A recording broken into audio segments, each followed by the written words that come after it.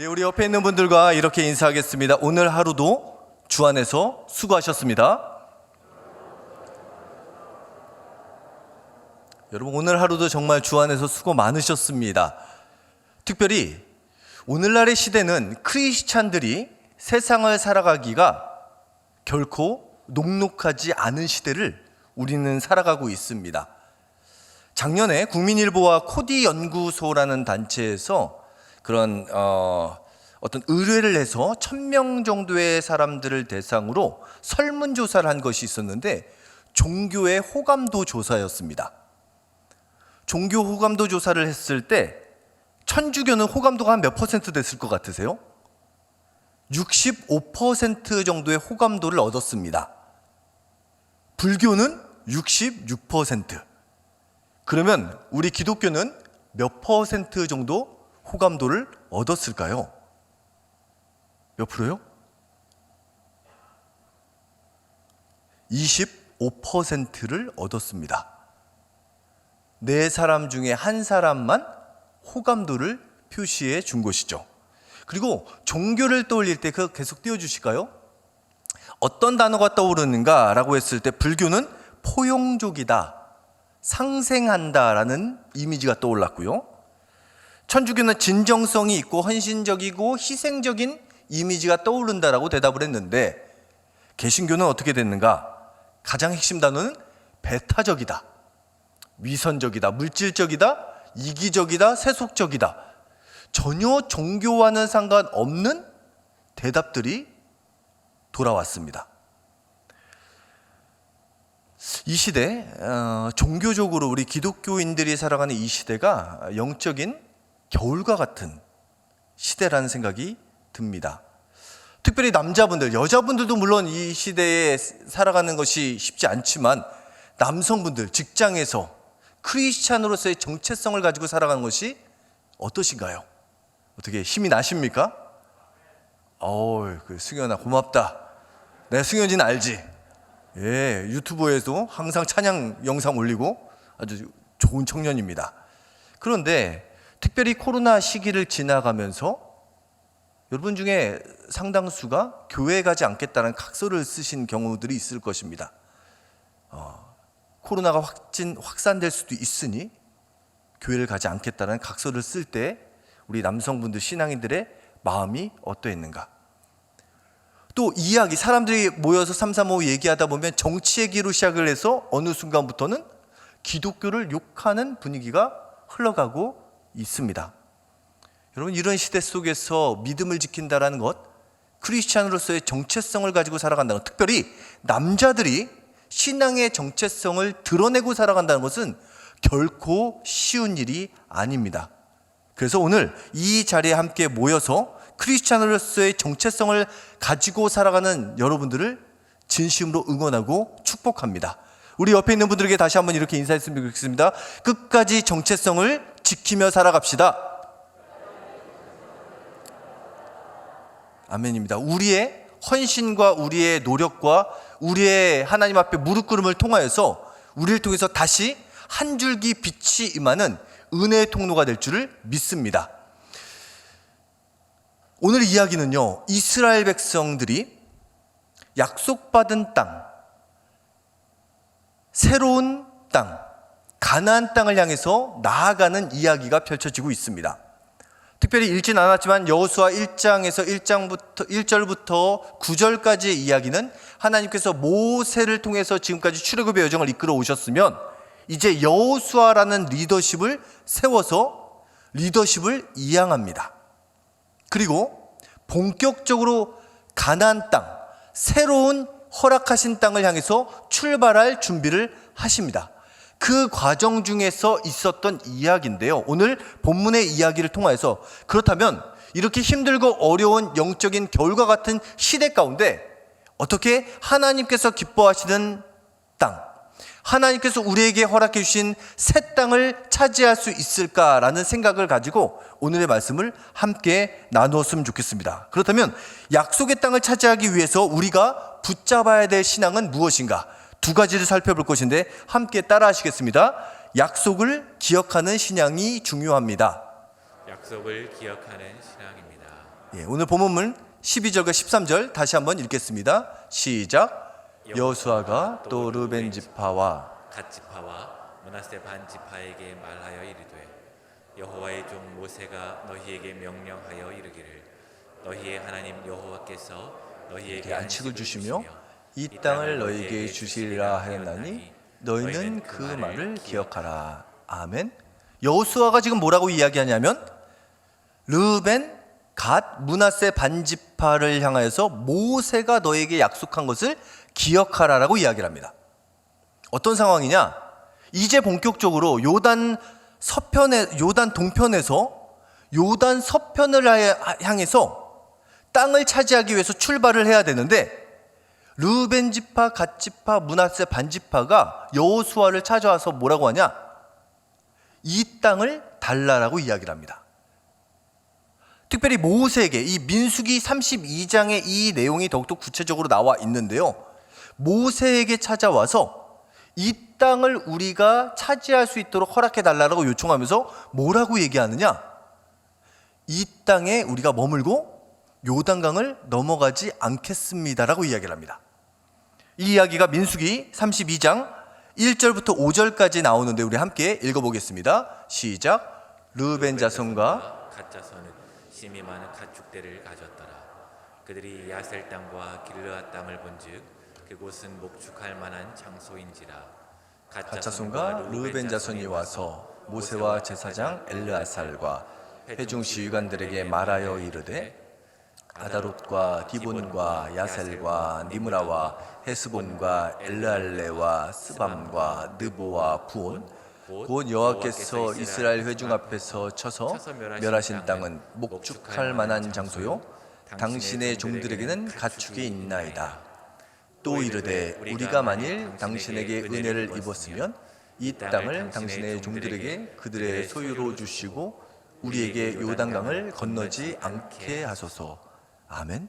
여러분이 모세라면 이스라엘 민족들 12지파를 데리고 가나안 땅을 차지해야 되는 리더라면 이런 요청을 받아들였을 때 어떻게 대응하시겠습니까? 모세가 꾸짖습니다. 특별히 이 르벤, 갓, 므낫세 반지파가 요단 서편의 약속의 땅 가나안 땅이 아닌 요단 동편을 차지하겠다고 이야기한 이유가 나오는데요. 무슨 얘기냐면 그들에게는 목축이 많았습니다. 보니까 하나님께서 우리에게 목축을 많이 허락해 주셨는데 가축들을 많이 허락해 주셨는데 이 땅이라면 이 우리에게 허락해 주신 가축을 기르는데 참 좋은 땅이다라고 생각을 했던 것이죠. 여기까지는 괜찮았는데 그들이 뭐라고 얘기합니까? 우리는 요단강을 건너지 않겠습니다. 이 이야기를 듣자 모세는 당황하기 시작합니다. 그리고 뭐라고 얘기하냐면 너희들 때문에 약속의 땅 가나안 땅을 향해서 다른 지파 사람들이 가지 않으면 어떻게 하겠느냐 반문을 하면서 설득을 시작합니다. 그게 모세의 반응이었어요. 이에 이 르벤, 갓, 므낫세 반지파가 민수기 32장에 보면 뭐라고 서원을 하냐? 그렇다면 이 땅을 우리에게 준다면 우리가 그들보다 더 먼저 가서 전쟁을 치루어 나가겠습니다라고 약속을 합니다. 그 약속을 들은 다음에 오해가 풀리고 모세가 그 땅을 허락해 줍니다. 그리고 그 약속은 여호수아에게 전달이 되어 옵니다.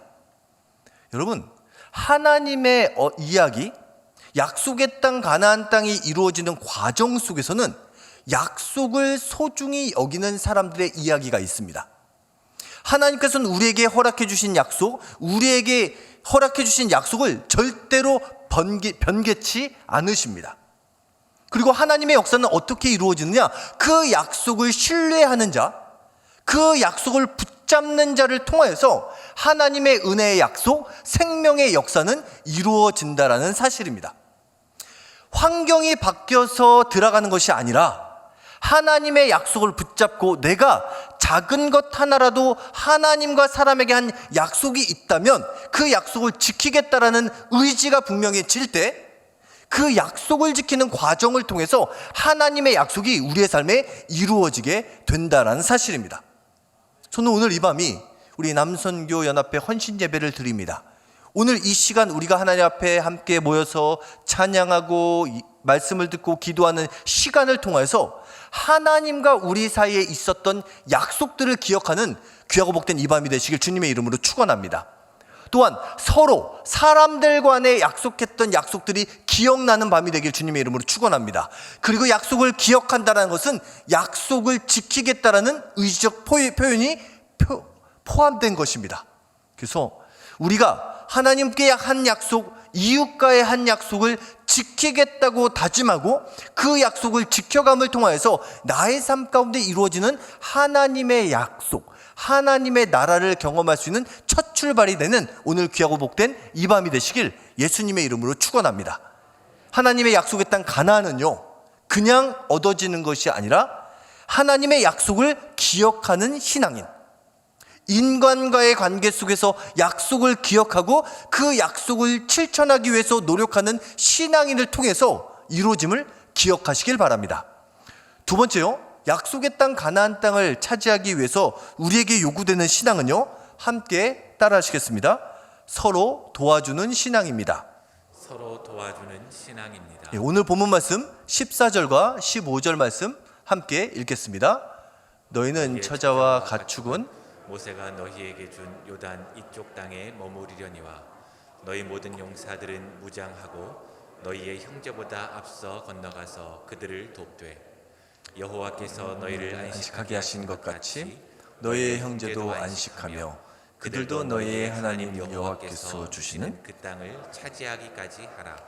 그리고 너희는 너희 소유지 곧 여호와의 종 모세가 너희에게 준 요단 이쪽 해 돋는 곳으로 돌아와서 그것을 차지할지니라. 아멘. 14절에 보니까 그들이 하는 약속이 있는데 뭐냐면 앞서 건너가서 그들을 도라라는 약속입니다.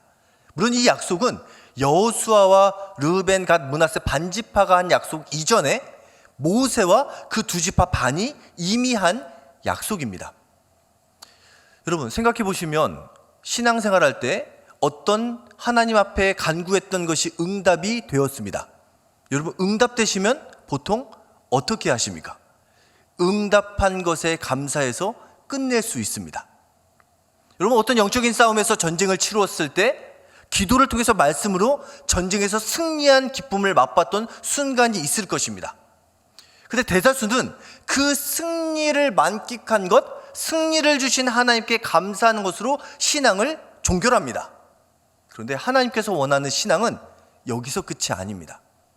나의 승리가 나의 승리로 끝나는 것이 아니라 앞서 건너가서 다른 사람의 전쟁의 승리를 돕는 것, 이미 응답받은 사람이 응답받은 것으로 자족하고 만족하는 것이 아니라 나의 받은 응답을 가지고 아직도 응답을 받지 못해서 하나님을 찾고 구하는 사람들의 기도를 함께 도와서 응답의 통로가 되는 것을 하나님께서는 원하신다는 것이죠.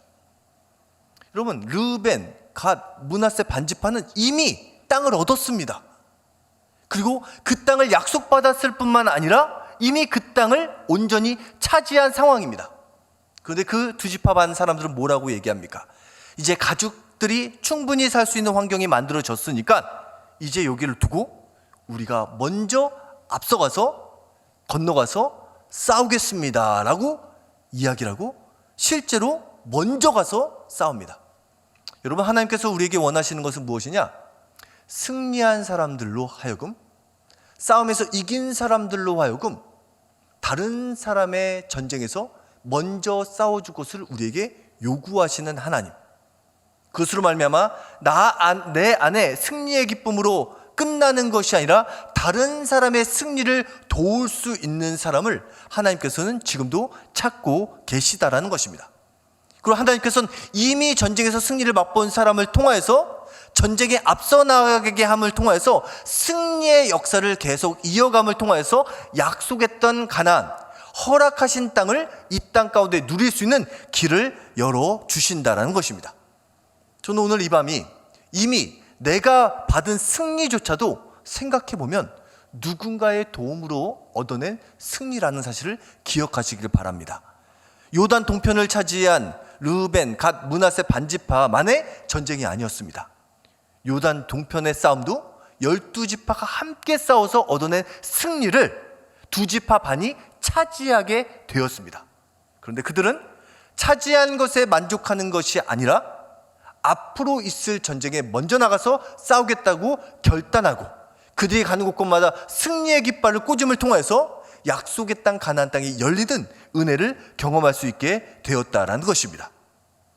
여러분, 우리가 살고 있는 이 조국 대한민국 가운데 우리가 이렇게 마음껏 신앙생활을 할 수 있는 이유는 무엇입니까? 이미 약 130년 전에 선교사님들이 먼저 건너와서 이곳 가운데 복음을 심었기 때문입니다. 정말 흑암 같은 이 땅, 도저히 소망은 조금도 보이지 않는 이 땅 가운데 선교사님들이 남겨놓은 그 글들, 그럼에도 불구하고 믿음의 씨앗, 복음의 씨앗 붙잡고 나아가서 목숨을 걸고 선교했던 선교사님들이 있었기 때문에, 또 여러 가지 역사의 왜곡과 굴곡한 상황 속에서 믿음의 선조들이 믿음을 지켜왔기 때문에 우리가 지금 이 신앙의 평안을 누릴 수 있다는 것이죠. 특별히 그 믿음의 역사를 이루었던, 앞서 건너갔던 전쟁을 치렀던 역사 중에 남선교 연합회의 역사가 있습니다. 여러분, 남선교회의 역사의 효시는요 1881년 미국으로부터 시작이 되는데요, 기독교 면녀 청년회로부터 시작이 됩니다. 그때 당시 미국의 한 목사님, 클라크라는 목사님이 57명의 젊은 청년들을 데리고 하나님을 위하여, 교회를 위하여 헌신할 것을 설교합니다. 그것이 효시가 되어서 그 모였던 57명의 사람들이 흩어져서 전 세계로 흩어지는 과정을 통해서 그 놀라운 은혜의 역사가 우리나라까지 오게 됩니다. 이 시작은 기독교 면녀 청년회로부터 시작되는데, 여러분 혹시 들어보셨습니까? 저도 익숙하지 않은 단어예요. 면녀라는 단어, 한자 말인데요, 이 면녀라는 단어 뜻은요, 힘쓸 면자 권할 면, 힘쓸 여자 권할 려자, 그래서 스스로 애써 노력하거나 힘씀, 남을 고무하여 힘쓰게 한다라는 뜻입니다. 그래서 기독교 면녀 청년회는 기독교의 신앙으로 열심히 있는 사람들의 청년의 모임입니다. 특별히 안데선 선교사, 영어로 말하면 앤더슨 선교사님이 이 기독교 면녀 청년회의 움직임을 한국에 옮겨와서 확장을 시키는데요, 이 안데선 선교사님이 1934년 9월에 한 글을 발표하는데, 그 글에 보면 이 목적성에 대해서 설명해 주고 있습니다. 왜 우리가 남선교회로 모였는지, 그 효시가 되는 이야기를 들을 때 우리의 방향성이 보이기 시작합니다. 한번 띄워주시기 바랍니다. 함께 읽어보겠습니다. 시작. 면녀회는 교회 안의 청년들이 연로한 그리스도인 권도를 받아서 조직하고 주관하는 종교적 기관이다. 다시 말하면 면녀회는 그리스도를 신성하게 봉사하며 교회에 헌신하고 세계에 널려있는 모든 그리스도인을 우호적 태도로 대하기를 목적한다. 그 주인은 민주적이요 정연한 목적이 있고 날로 진보하는 중이다. 그 목적이라 함은 다름 아니라 각 회원이 그리스도인의 품성을 발육시키고 저들로 하여금 그리스도를 위하여 봉사하도록 교양하는 것이다. 여기 보면요, 세 가지 중요한 문장들이 나오는데, 첫 번째는 뭐냐면 교회 조직이라는 거예요. 남선교회의 소속은요, 계몽 운동하고 여러 가지 활동, 사회 활동을 하는 것도 중요하지만 핵심은 이 공동체의 조직은 교회에 소속이 되어 있는 조직입니다. 두 번째는 교회에서 모여서 이 믿음의 사람들이 무엇을 하는가? 그리스도를 신성하게 봉사하고, 그리스도를 위해서 봉사하고, 교회에 헌신하고, 세상에 흩어져 있는 그리스도인들이 함께 모여서 신앙의 훈련을 하는 모임이 남선교회입니다. 그리고 목적 중에 중요한 것인데, 그리스도의 품성을 발육시키고 그리스도를 위하여 봉사하는 모임이 남선교회입니다. 이 기독교 면녀 청년회에서 이것이 1950년대 기독교 장년 면녀회가 시작이 되고요, 그것이 77년에 남전도회로 이름이 바뀌고 79년에 남선교회로 이름을 바꿔서 오늘 우리에까지 이르게 되었습니다. 우리가 모이는 목적은 뭐냐? 교회 안에서 하나님을 위해서, 교회를 위해서 봉사 헌신하는 것, 그리스도의 성품을 가지고 시대에 맞게끔 그리스도의 사랑과 그리스도의 선교를 세상 가운데 이루어가는 모임이 바로 남선교회의 모임이라는 것입니다. 그래서 이 남선교회의 역사를 보면요, 그 시대에 맞게끔 그리스도의 역사를 이루어갔습니다. 대표적인 것이 일제시대에 문화통치가 문화통치로 이 땅을 멸절시키려고 하는 상황 속에서 일제강점기 때 문화정치를 통해서 술과 담배, 그 다음에 공창제도, 마약을 보편화시키는 움직임을 벌일 때 그때는 절제운동으로 대응했습니다.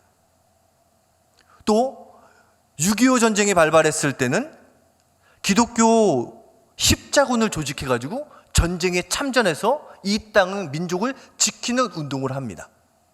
시대에 맞게끔 이 땅 가운데 그리스도의 복음의 역사를 이루기 위해서 몸부림쳤던 공동체가 바로 남선교회입니다. 저는 우리의 모임이 이러한 정신을 이어가는 모임이 되었으면 좋겠습니다.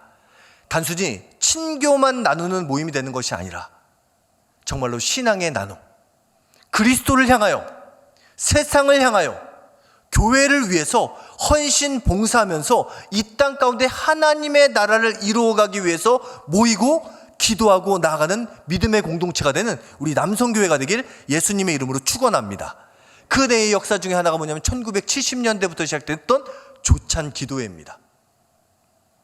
아침마다 모여서 함께 하나님의 나라를 꿈꾸며 기도하는 모임이 지금도 약 500회 이상 이어지고 있다고 합니다.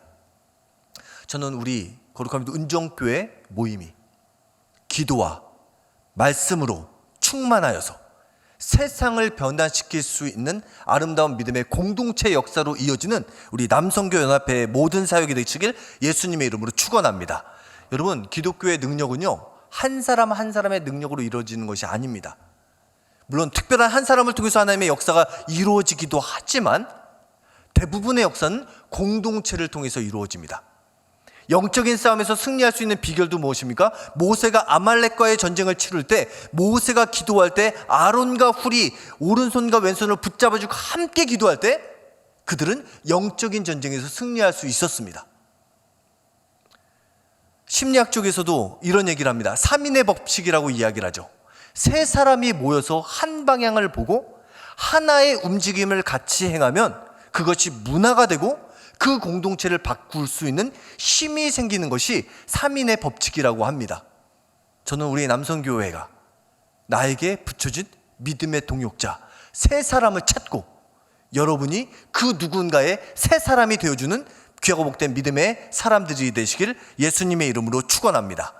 우리가 함께 모여서 하나님을 바라보고 기도할 때 우리를 통해서 놀라운 하나님의 역사, 두세 사람이 내 이름으로 모인 것에 내가 너희와 함께하리라는 응답의 말씀의 결과를 경험하는 우리의 모임이 될 줄 믿습니다.